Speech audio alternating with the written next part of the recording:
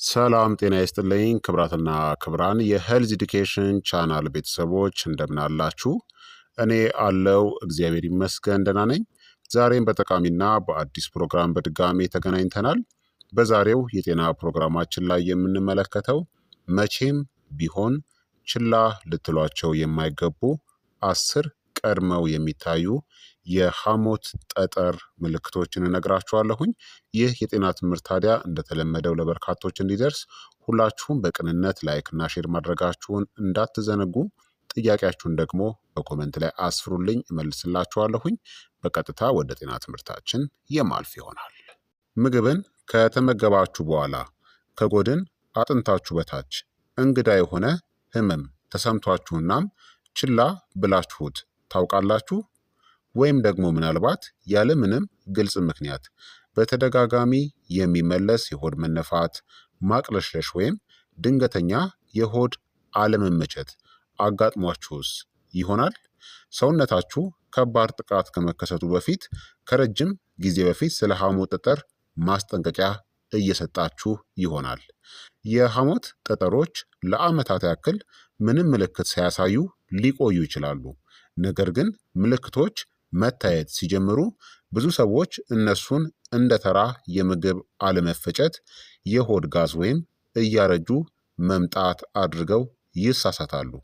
ምልክቶቹን ታዲያ ችላ ማለት ወደ ከባድ ህመም፣ ወደ ኢንፌክሽን ወይም ወደ አስቸኳይ ቀዶ ጥገና ሊያመራም ይችላል።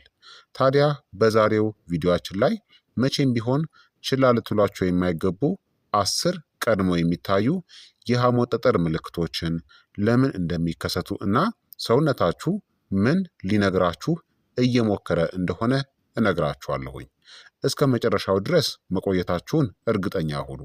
ምክንያቱም አንዱ በጣም የተለመደው ምልክት ብዙ ጊዜ በምሽት ይታያል። እናም አብዛኛዎቹ ሰዎች ደግሞ እሱን ከሐሞት ጠጠር ጋር በጭራሽ አያያይዙትም። አንደኛ፣ በሆዳችሁ የላይኛው ቀኝ በኩል የሚሰማ ህመም ነው። ይህ በጣም ከታወቁት የመጀመሪያ የሐሞት ጠጠር ምልክቶች ውስጥ አንዱ ነው። የሐሞት ከረጢት የሚገኘው በሆዳችሁ በላይኛው ቀኝ በኩል ከጉበት በታች ነው። ስራው ደግሞ ስብን ለመፍጨት የሚረዳውን ሐሞትን ማከማቸት ነው። የሐሞት ጠጠሮች የሚፈጠሩት በሐሞት ውስጥ ያሉ ንጥረ ነገሮች እንደ ኮሌስትሮል ያሉ ደርቀው ወደ ትናንሽ ጠጠሮች ሲቀየሩ ነው። አንድ ጠጠር የሐሞቱን ፍሰት ሲዘጋው በሐሞት ከረጢቱ ውስጥ ግፊት ይፈጠራል። ያ ግፊት ህመምን ያስከትላል። ህመሙ ምናልባትም በድንገት ሊጀምር ይችላል። እንደ ስለታም ወይም ደግሞ የመቆራረጥ ስሜትም ሊኖረው ይችላል። ሊመጣና ሊሄድ ይችላል። ከደቂቃዎች እስከ ሰዓታትም ሊቆይ ይችላል። ብዙ ሰዎች የሚያስተውሉትም የተጠበሱ ወይም ቅባት የበዛባቸው ምግቦችን ከተመገቡ በኋላ ነው፣ ወይ በምሽት ነው። ከባድ ምግብ ከተመገቡ በኋላ ያስተውላሉ። መጀመሪያ ላይ ህመሙ መጠነኛ እናም አልፎ አልፎ የሚከሰት ሊሆን ይችላል። ነገር ግን በጊዜ ሂደት ህመሙ ብዙ ጊዜ እየበረታ ይመጣል። በሆዳችሁ የላይኛው ቀኝ በኩል የሚደጋገም ህመምን መቼም ቢሆን ችላ እንዳትሉ። ሁለተኛ፣ ወደ ጀርባ ወይም ደግሞ ወደ ትከሻ የሚሰራጭ ህመም ነው። የሐሞት ከረጢት ህመም ሁልጊዜ በሆድ አካባቢ ብቻ አይቆይም። ብዙ ሰዎች ህመም የሚሰማቸው በትከሻ ስካፑላ መካከል ነው። በትከሻ በጀርባ በኩል ማለት ነው። በቀኝ ትከሻ ላይ እና በጀርባ የላይኛው ክፍል ላይ ነው። ይህ ለምን ይከሰታል መሰላችሁ? ከሐሞት ከረጢት ጋር የተገናኙት ነርቮች በትከሻ እናም በጀርባ ካሉ ነርቮች ጋር የመንገድ መስመርን ይጋራሉ። አንጎላችሁ ህመሙ ከየት እየመጣ እንደሆነ ሊደናገር ይችላል። አንዳንድ ሰዎች እውነተኛው ችግር በሐሞት ከረጢት ውስጥ ሆኖ ሳለ በጡንቻ ወይም በትራስ ስህተት እንደተኙ ያስባሉ። የትከሻ ወይም የጀርባ የላይኛው ክፍል ህመም ከምግብ መፈጨት ምልክቶች ጋር አብሮ የሚታይ ከሆነ በተለይም ከምግብ በኋላ የሐሞት ጠጠር እጅ ሊኖርበት ይችላል። ሶስተኛ፣ የሆድ መነፋትና ምቾትን የማይሰጥ የሙሉነት ስሜት ነው። አነስተኛ ምግብ እንኳን ከተመገባችሁ በኋላ ከመጠን በላይ የመጥገብ ስሜት ይሰማችኋል? የሐሞት ጠጠሮች የሐሞትን መለቀቅ ሊያዘገዩ ይችላሉ። ይህም ሰውነታችሁ ስብን በአግባቡ ለመፍጨት እንዲቸገር ያደርገዋል። ይህ ወደ የሆድ መነፋት፣ በሆድ ውስጥ ግፊት፣ ከመጠን በላይ ጋዝና ከምግብ በኋላ ወደ ክብደት ስሜት ያመራል። አንዳንድ ሰዎች እሱን እንዲህ ሲሉ ይገልጹታል። ምግቡ ዝም ብሎ ሆዴ ውስጥ የተቀመጠ ያክል ይሰማኛል ይላሉ። የምግብ መፈጨት ዝግተኛ ስለሚሆን አለመመቸቱ ለሰዓታት ሊቆይ ይችላል። ብዙ ሰዎች ዳቦን፣ የወተት ተዋጽኦችን ወይም ደግሞ እርጅናን ይወቅሳሉ። ነገር ግን በትክክል እየተቸገረ ያለው የሐሞት ከረጢት ሊሆን ይችላል። አራተኛ፣ ቅባት የበዛባቸው ምግቦችን ከተመገባችሁ በኋላ ማቅለሽለሽ ወይም ማስታወክ ነው። አንዱ ትልቅ የሐሞት ከረጢት ችግር ፍንጭ ቅባት የበዛባቸው ምግቦችን ከተመገባችሁ በኋላ የመታመም ስሜት ነው። እንደዚህ ያሉ ምግቦች የተጠበሰ ዶሮ፣ ፒዛ፣ በርገር፣ ቅቤ የበዛባቸው ምግቦችና ክሬም የበዛባቸው ሶሶች ለስርዓተ መፈጨት ተጨማሪ ሐሞት ያስፈልጋቸዋል። የሐሞት ጠጠሮች የሐሞትን ፍሰት ከዘጉት የምግብ መፈጨት ስርዓቱ ይቸገራል። ይህ ማቅለሽለሽ፣ የሆድ አለመመቸት፣ ማስታወክና የምግብ ፍላጎት ማጣትን ሊቀሰቅስ ይችላል። አንዳንድ ሰዎች ለምን እንደሆነ ሳያውቁ ቅባት የበዛባቸው ምግቦች ቀስ በቀስ ማስወገድ ይጀምራሉ። ሰውነታችሁ ቀድሞውኑ ራሱን ከሐሞት ከረጢት ውጥረት ለመጠበቅ እየሞከረም ሊሆን ይችላል። አምስተኛ፣ በተደጋጋሚ የሚመለስ ድንገተኛ የምግብ አለመፈጨት ነው። አልፎ አልፎ የምግብ አለመፈጨት በሁሉም ሰው ላይ ይከሰታል። ነገር ግን በተደጋጋሚ የሚመለስ የምግብ አለመፈጨት የማስጠንቀቂያ ምልክት ሊሆን ይችላል። የሐሞት ጠጠሮች የማቃጠል ስሜትን፣ ግሳትን፣ እንደ አሲድ መቅረት ያሉ ምልክቶችንና ከምግብ በኋላ የሆድ መረበሽን ሊያስከትሉ ይችላሉ። ብዙ ሰዎች የሐሞት ጠጠር ምልክቶችን ከአሲድ ሬፍለክስ ወይም ከጨጓራ ብግነት ወይም ጋስትራይተስ ጋር ያሳስታሉ። ነገር ግን ልዩነቱ እዚህ ላይ ነው። ከሐሞት ከረጢት ጋር የተያዘ የምግብ አለመፈጨት ብዙ ጊዜ ቅባት የበዛባቸው ምግቦችን ከተመገባችሁ በኋላ ይባባሳል። እንዲሁም ከላይኛው ቀኝ የሆድ ክፍል ህመም ጋር ሊመጣ ይችላል።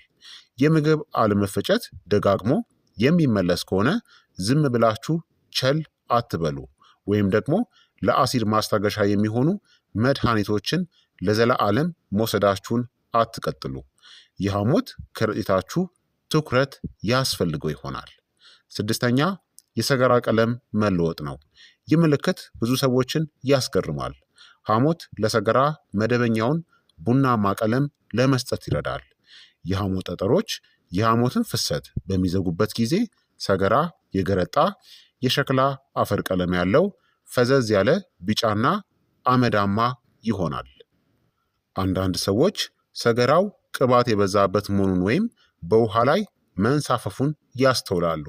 ይህ የሚሆነው ስብ በአግባቡ ባለመፈጨቱ ምክንያት ነው።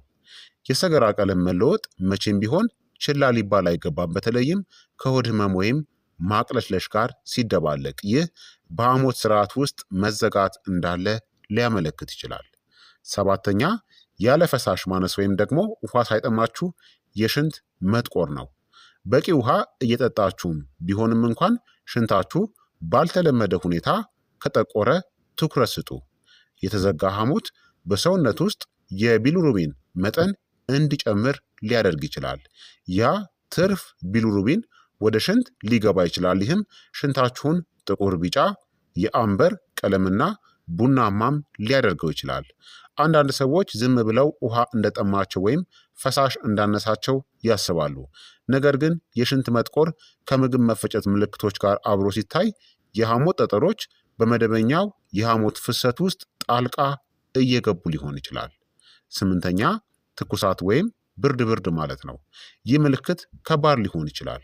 የሐሞት ጠጠር በሐሞት ከረጢት ውስጥ ብግነት ወይም ደግሞ ኢንፌክሽንን ካስከተለ ሰውነታችን በእነዚህ መልኩ ምላሽን ይሰጣል። በትኩሳት፣ ብርድ ብርድ በማለት በላብና በድካም። ይህ ከእንግዲህ ተራ የምግብ መፈጨት ችግር አይደለም። ይህ የሐሞት ከረጢት ኢንፌክሽንን፣ ከባድ የሆነ ብግነት ወይም ደግሞ እብጠትን፣ የተዘጋ የሐሞት ቱቦን ሊያመለክት ይችላል።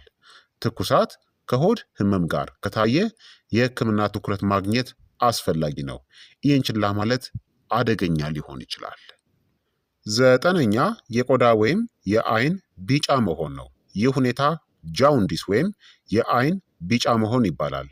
ሐሞት በአግባቡ መፍሰስ በማይችልበት ጊዜ ቢሊሩቢን በደም ዝውውር ውስጥ ይከማቻል። ይህ ቢጫ አይኖች፣ ቢጫ ቆዳ፣ የሚያሳክክ ቆዳ እና ድካምን ሊያስከትል ይችላል። ጃውንዲስ የሆነ ነገር የሐሞት ቱቦዎችን እየዘጋ ሊሆን እንደሚችል የሚያሳይ ትልቅ የማስጠንቀቂያ ምልክት ነው። የሐሞት ጠጠሮች አንዱ ሊሆን የሚችልበት ምክንያት ናቸው። ይህ ምልክት ይበልጥ ከባድ የሆነ መዘጋትን ሊያመለክት ስለሚችል መቼም ቢሆን ችላ ሊባል አይገባም። አስረኛ በምሽት ከእንቅልፋችሁ የሚቀሰቅስ ድንገተኛ ከባድ ህመም ነው። ብዙ ሰዎች በጣም ግልጽ አድርገው የሚያስታውሱት ምልክት እዚህ አለ። የሐሞት ጠጠር ጥቃት ብዙ ጊዜ የሚከሰተው በምሽት ዘግይቶ ነው። ከተመገባችሁ ከጥቂት ሰዓታት በኋላ ነው። በድንገት እናም በከፍተኛ ሁኔታም ነው። ህመሙ ምናልባት ከእንቅልፋችሁ ሊቀሰቅሳችሁ ይችላል። ልትቋቋሙት የማትችሉትም ሊመስል ይችላል። ለሰዓታት ሊቆይ ይችላል። በማዕበል መልክ እየበረታ እናም እየቀነሰም ሊመጣ ይችላል። አንዳንድ ሰዎች ህመሙ በጣም ከፍተኛ ሊሆን ስለሚችል የልብ ድካም እያጋጠማቸው እንደሆነም ያስባሉ። ይህ የሚሆነው የሐሞት ጠጠር የሐሞት ከረጢቱን መክፈቻ ለጊዜው ሲዘጋው ነው። ህመሙ ውሎ አድሮ ቢጠፋ እንኳን ችግሩ ግን ሊኖር ይችላል። እናም የወደፊት ህመሞች ደግሞ እየባሱም ይሄዳሉ። ስለዚህ እነዚህ ምልክቶች የሐሞት ጠጠር ሊከሰት ሲል ቀድመው የሚታዩ ምልክቶች ናቸው። ታዲያ የሐሞት ጠጠርን የሚያስከትለው ምንድን ነው? በርካታ ምክንያቶች ተጋላጭነታችሁን ይጨምራሉ።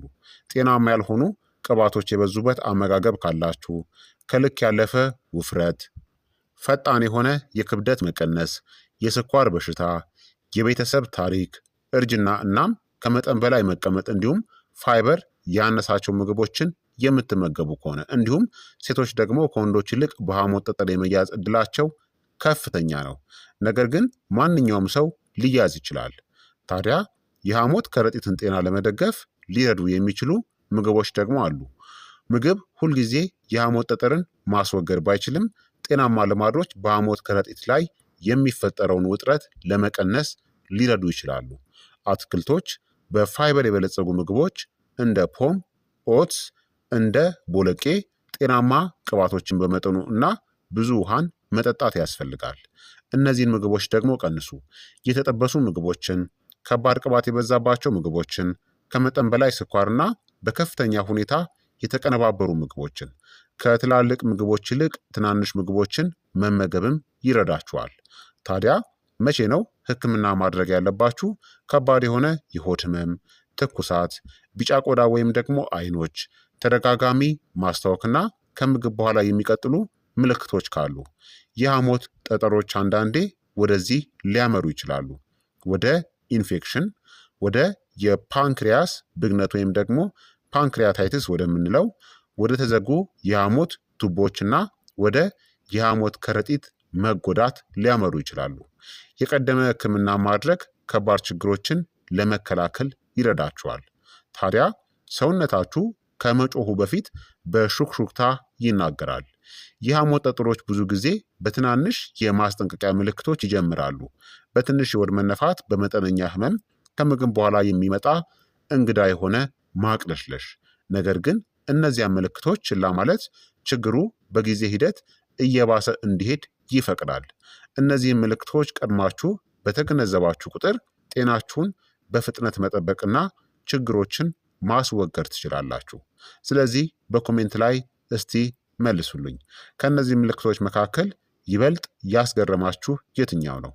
ይህ ቪዲዮ ደግሞ ጠቃሚ ሆኖ ካገኛችሁት ላይክ እና ሰብስክራይብ ማድረጋችሁን እንዲሁም ይህንን መስማት ለሚያስፈልገው ሰው ሁሉ ማጋራታችሁን ወይም ሼር ማድረጋችሁን አትርሱ። ምክንያቱም አንዳንዴ ሰውነታችሁ ዛሬ የሚሰጣችሁ አንድ ምልክት ነገ የወደፊት ህይወታችሁን ሊጠብቅ ይችላል ማለት ነው።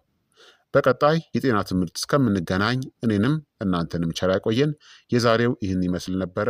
መልካም ጊዜ፣ መልካም ቆይታ።